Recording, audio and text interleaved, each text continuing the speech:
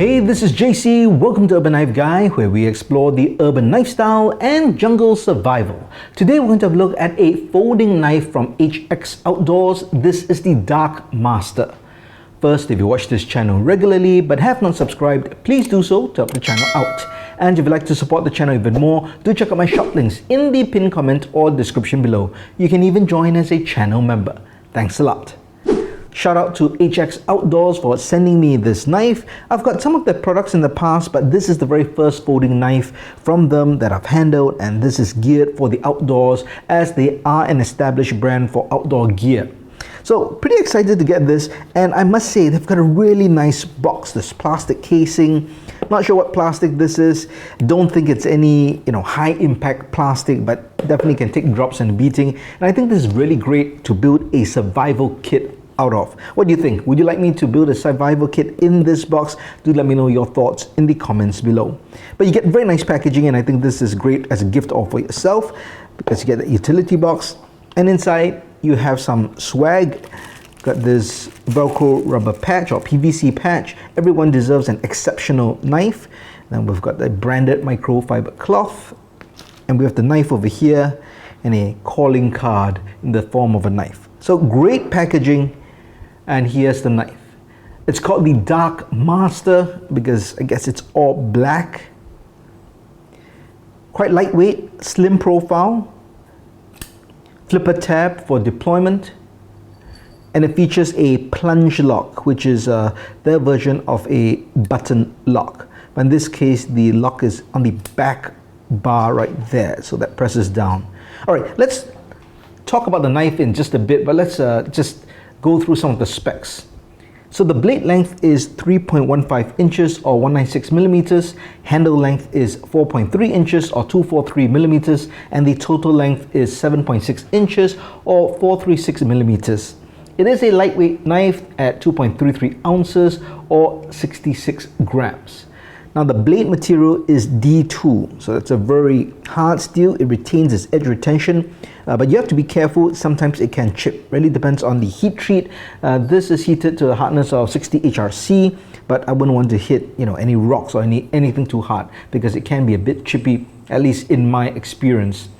So D2 steel, it's coated with this titanium black coating, and as mentioned, it's got the plunge lock or button lock, and that's a flipper tab for deployment.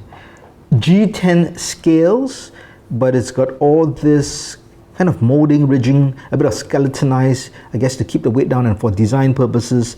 There is no liners, right? No liners at all. So this is just G10, the material itself. But I must say it's pretty thick, so it doesn't flex, right? Some of these lightweight knives who have G10 scales without any steel liners, I find that they tend to flex or bend, but this definitely feels a bit more sturdy.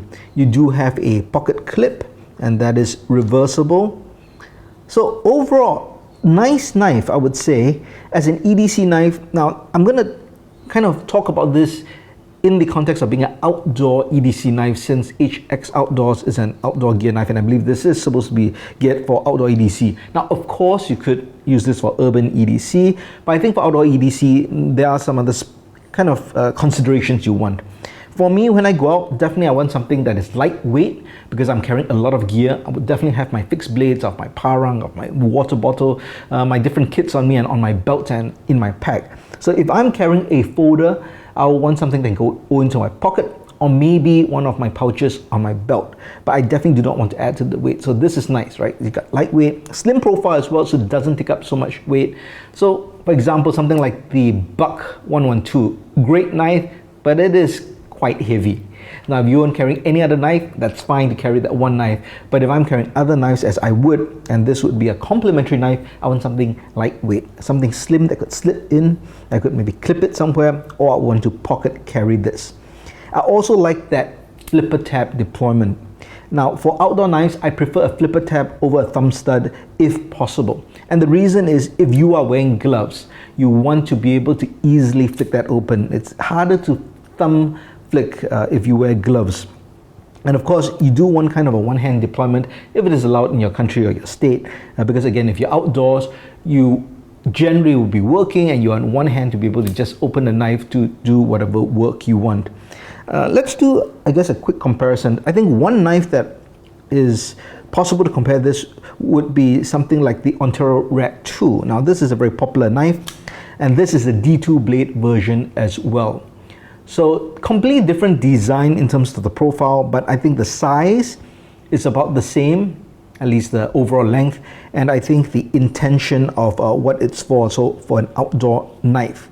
So this is a thumb stud, so to me I prefer a flipper tab, and I've talked actually about the thumb stud for the Ontario Red before. It does take a knack getting used to, just due to the angle of how you have to flip it up. Now if you look at the blade steel, there is a difference in thickness. This is 3.5 mils, and I believe this is probably 2.5 mils.